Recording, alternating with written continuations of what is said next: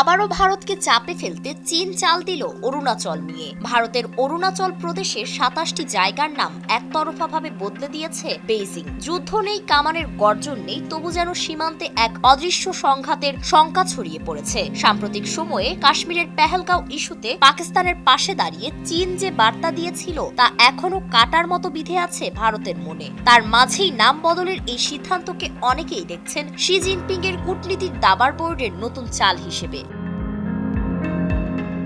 চীনের ভাষায় অরুণাচল আসলে জাংনান অর্থাৎ দক্ষিণ তিব্বত নামে পরিচিত।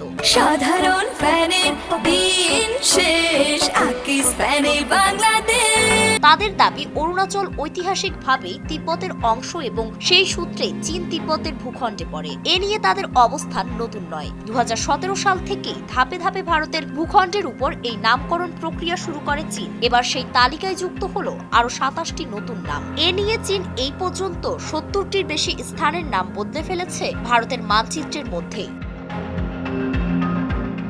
ভারত এতদিন এই পদক্ষেপকে একরকম দুঃসাহসিক ও একতরফা আগ্রাসন বলেই দেখেছে। তবে এবার ভারতের পররাষ্ট্র মন্ত্রণালয়ের মুখপাত্র রণধীর জয়সওয়াল স্পষ্ট জানিয়ে দিয়েছেন, অরুণাচল ভারতের অবিচ্ছেদ্য অংশ ছিল, আছে এবং থাকবে। শুধু নাম বদলে ইতিহাস বা বাস্তবতা বদলায় না। ভারতের এমন সাফ বার্তা সত্ত্বেও চীনের পক্ষ থেকে এই কার্যক্রম বন্ধ হয়নি।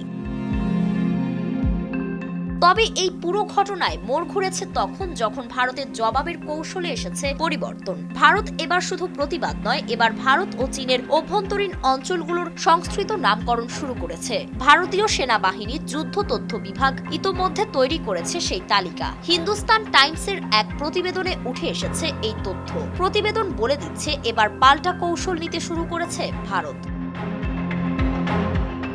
বিশেষজ্ঞদের মতে চীনের এই সিদ্ধান্ত ভারতের সাম্প্রতিক আক্রমণাত্মক কূটনীতির বিপরীতে পাকিস্তানকে পাশে রেখে এক প্রকার চাপ সৃষ্টি করার কৌশল। পাকিস্তানও এখন এই প্রসঙ্গে চীনের সঙ্গে একসুরে কথা বলছে। তাছাড়া ভারতের বর্তমান সরকার প্রতিবেশী প্রায় প্রতিটি দেশের সঙ্গে বিরোধে জড়িয়ে পড়েছে। এর মধ্যে ভারত পাকিস্তানের পেহেলগাঁও ইস্যু তো আছেই।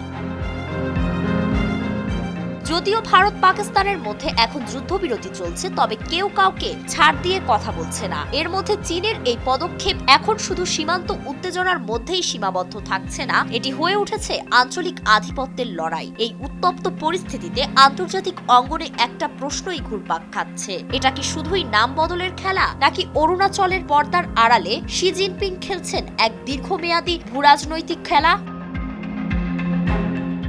ফারিন রহমান প্রীতি, নয়া দিগন্ত।